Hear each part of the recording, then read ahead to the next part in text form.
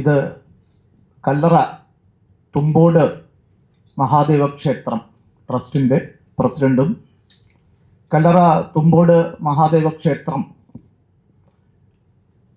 കഴിഞ്ഞ 3 വർഷങ്ങളായി ഏർപ്പെടുത്തിയിരിക്കുന്ന പുരസ്കാരമുണ്ട്. ശിവശക്തി പുരസ്കാരം എന്നാണ്. അതായത് സനാതന ധർമ്മ പരിപാലനാർത്ഥം. അതൊന്നും വിശദീകരിച്ച് നിൽക്കാൻ 10 മിനിറ്റ് സമയം കൊണ്ട് കഴിയില്ല. അതുകൊണ്ട് സനാതന ധർമ്മ പരിപാലനാർത്ഥം കല്ലറ തുമ്പോട് മഹാദേവ ക്ഷേത്രം ഏർപ്പെടുത്തിയിരിക്കുന്ന ശിവശക്തി പുരസ്കാര നിർണയ സമിതിയുടെ ചെയർമാനാണ് അദ്ദേഹം, ബിജു എസ് പത്മനാഭൻ. ഇത് ക്ഷേത്രം ട്രസ്റ്റിന്റെ പ്രസിഡന്റ് ശ്രീ ഡി രാധാകൃഷ്ണൻ, ഞാൻ ശരത്ചന്ദ്ര ബാബു, ഈ അവാർഡ് കമ്മിറ്റി സ്ഥിരാംഗം. ഈ 30/12/2025 ക്ഷേത്രത്തിന്റെ തിരുവാതിര മഹോത്സവം ആരംഭിക്കും. ആ തിരുവാതിര മഹോത്സവത്തോട് അനുബന്ധിച്ച് നടക്കുന്ന അവാർഡ് ദാന ചടങ്ങിൽ, പുരസ്കാര ദാന ചടങ്ങ്, ഈ അവാർഡ് ദാന ചടങ്ങ് നടക്കുന്നത് ഈ ഉത്സവം സമാരംഭിക്കുന്ന 30/12/2025 വൈകുന്നേരം 5:30 അന്നാണ് ഈ പുരസ്കാരം വിതരണം ചെയ്യുന്നത്. ഇക്കൊല്ലത്തെ പുരസ്കാരം നമുക്കെല്ലാം അറിയാം. നമ്മുടെ പ്രസിദ്ധമായ ആഴിമല ശിവക്ഷേത്രത്തിന് സമീപത്തായി ശിവക്ഷേത്ര അങ്കണത്തിൽ സ്ഥാപിച്ചിരിക്കുന്ന ഗംഗാധരേശ്വര ശില്പം നിർമ്മിച്ച ഡോക്ടർ PS ദേവദത്തനാണ്. PS ദേവദത്തന്റെ ഫോട്ടോ ഒരു പക്ഷേ എല്ലാവർക്കും ഉണ്ടാവും. അല്ലെങ്കിൽ ഞങ്ങളുടെ കൈവശം ഉണ്ടത് അയച്ചു തരാം. പ്രസ് അല്ലാതെ ഇതിൽ അത് ഉൾപ്പെടുത്താൻ കഴിയില്ല. പ്രസ് റിലീസിൽ അത് ഫോട്ടോ ഉൾപ്പെടുത്താൻ കഴിയില്ല. ബാക്കിയെല്ലാം പ്രസ് റിലീസിലുണ്ട്. ഇതിനെക്കുറിച്ച് കൂടുതൽ സംസാരിക്കുന്നതിന് ക്ഷേത്രം ട്രസ്റ്റിന്റെ പ്രസിഡന്റ് രാധാകൃഷ്ണനെ ക്ഷണിച്ചു.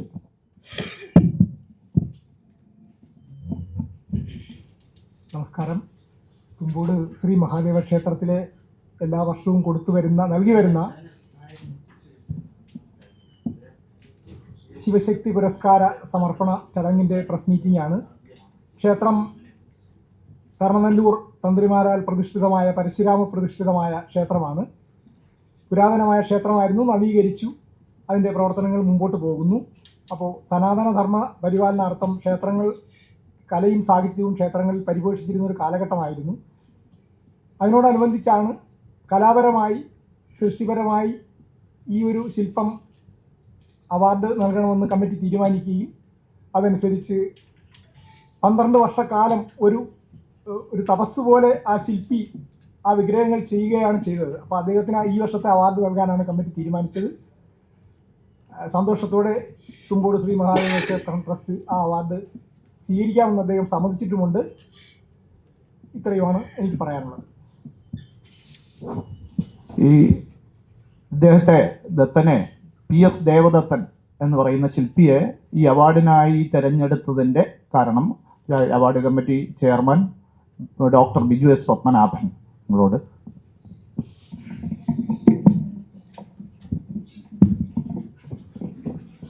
നമസ്കാരം. ക്ഷേത്രമെന്ന് പറയുന്നത് നമുക്കറിയാം, ക്ഷയത്തിൽ നിന്ന് ത്രാണനം ചെയ്യുന്ന ഒന്നാണ്. അപ്പോൾ എല്ലായിടത്തും ക്ഷേത്രങ്ങളുണ്ട്, അതിൻ്റെതായ പലതരത്തിലുള്ള പ്രോഗ്രാംസ് നടക്കുന്നെങ്കിലും ഈ തുമ്പോട് ശിവക്ഷേത്രം എന്ന് പറയുന്നത് മതിലകം രേഖകളിലൊക്കെ പരാമർശമുള്ള പരശുരാമനാൽ സ്ഥാപിക്കപ്പെട്ട, പ്രതിഷ്ഠാ കർമ്മം നിർവഹിക്കപ്പെട്ട ക്ഷേത്രമെന്ന് വിശ്വസിച്ചു പോരുന്ന ഒരു ക്ഷേത്രമാണ്.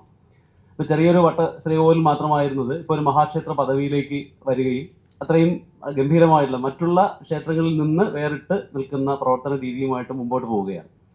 അപ്പോൾ എല്ലാ വർഷവും ഇതുമാതിരി ഒരു പുരസ്കാരം കൊടുക്കുന്നതിനെ കുറിച്ച് 3 വർഷം മുമ്പ് ഒരു കമ്മിറ്റി തീരുമാനിക്കുകയും അത് ഇന്ന് ഈ പ്രാവശ്യം 3ാമത്തെ അവാർഡാണ് നമ്മളിപ്പോൾ കൊടുക്കുന്നത്.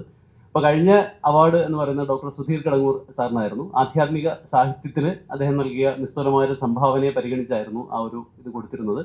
ഡോക്ടർ എഴുമറ്റൂർ രാജരാജവർമ്മ സാറൊക്കെ ഉണ്ടായിരുന്ന പ്രൗഢഗംഭീരമായൊരു സദസ്സിൽ വെച്ചാണ് അത് ലീലാപ്രഭു എന്ന് പറയുന്ന അദ്ദേഹത്തിൻ്റെ ചട്ടമ്പി സ്വാമികളുടെ ഒരു ജീവചരിത്രാഖ്യായിക എന്നുള്ള രീതിയിൽ പരാമർശിക്കപ്പെടുന്ന ഒരു പുസ്തകത്തിനായിരുന്നു അവാർഡ്. അപ്പോൾ ഓരോ വർഷവും വ്യത്യസ്ത മേഖലകളിലുള്ളവരെ കണ്ടെത്തി കൊടുക്കുക എന്ന് പറയുന്ന ശ്രമകരമായ ഒരു കർത്തവ്യമാണ് നമ്മുടെ മുമ്പിലുള്ളത്. അപ്പോൾ ഈ വർഷം കൊടുക്കാൻ തീരുമാനിച്ചിരിക്കുന്നത് ഡോക്ടർ PS ദേവദത്തനാണ്. അദ്ദേഹം 12 വർഷമായിട്ട് ശില്പം ചെയ്തുകൊണ്ടിരിക്കുന്ന ആളാണ് എന്ന് കേട്ടു. അപ്പോൾ ഞങ്ങളെല്ലാം ആദ്യം വിചാരിച്ചത് കുറച്ച് പ്രായമുള്ള ഒരാളായിരിക്കും, പക്ഷെ അദ്ദേഹത്തെ കാണുമ്പോൾ വെറും 32 വയസ്സേ ഇപ്പം പ്രായമുള്ളൂ. അപ്പോൾ 20ാമത്തെ വയസ്സ് മുതൽ തന്നെ ഒരു സബരിയായിട്ട് തുടങ്ങി ആഴിയും മൂഴിയും മാനവും സംഗമിക്കുന്ന ഒരു സ്ഥലത്ത് ഇത്രയും ഗംഭീരമായ ഒരു ഗുഹാ ക്ഷേത്ര സങ്കല്പം ചെയ്യുകയും അതുപോലെ തന്നെ ഗംഗാധരേശ്വര ശില്പം ചെയ്യുകയും ചെയ്തു. ഇപ്പോൾ അദ്ദേഹത്തിൻ്റെ പുതിയ പ്രോജക്റ്റ് ഇവിടെ ഛത്തീസ്ഗഡിൽ നടന്നുകൊണ്ടിരിക്കുകയാണ്. അപ്പോൾ അതുകൊണ്ട് ഈ വർഷം ഐകകണ്ഠേന അത് തീരുമാനിക്കപ്പെട്ടു. കാരണം ക്ഷേത്ര കലകൾക്ക് കൊടുക്കുന്നൊരു പ്രാധാന്യം എന്നുള്ള രീതിയിൽ ശില്പികൾക്ക്, സാധാരണ ശില്പികൾക്കൊന്നും അങ്ങനെയുള്ള വലിയ വലിയ അവാർഡുകൾ കിട്ടാറില്ല. അപ്പോൾ ഈ വർഷം ഞങ്ങൾ ആദ്യമായിട്ട് അദ്ദേഹത്തിന് ഒരു അവാർഡ് കൊടുക്കുകയാണ്. അപ്പോൾ അത് ഐകകണ്ഠ്യമായ ഒരു തീരുമാനമായിരുന്നു. കാരണം അതിനകത്ത് വേറെ ഓപ്ഷൻസ് വന്നില്ല. ഇനി അടുത്ത വർഷം മറ്റേതെങ്കിലും മേഖലയിലുള്ള ഒരാളിന് കൊടുക്കണം എന്നുള്ളതാണ് ഞങ്ങൾ തീരുമാനിക്കുന്നത്.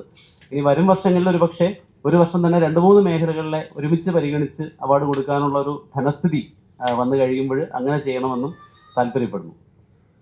അപ്പോൾ അദ്ദേഹം പുരസ്കാരം സ്വീകരിക്കാൻ തയ്യാറായിട്ടുണ്ട്. അദ്ദേഹം അതിനെക്കുറിച്ച് നമ്മളോട് സംസാരിച്ചിട്ടുണ്ട്. നമ്മുടെ വീഡിയോ ഫോമിൽ നമ്മുടെ കയ്യിലുണ്ട്. അത് താല്പര്യം ഉണ്ടെങ്കിൽ അത് അയച്ചു തരാം. കാരണം അതിപ്പോൾ നമുക്കത് മൊത്തത്തിൽ ഡിസ്ക്ലോസ് ചെയ്യാനുള്ള സമയമില്ല. Thank you so much.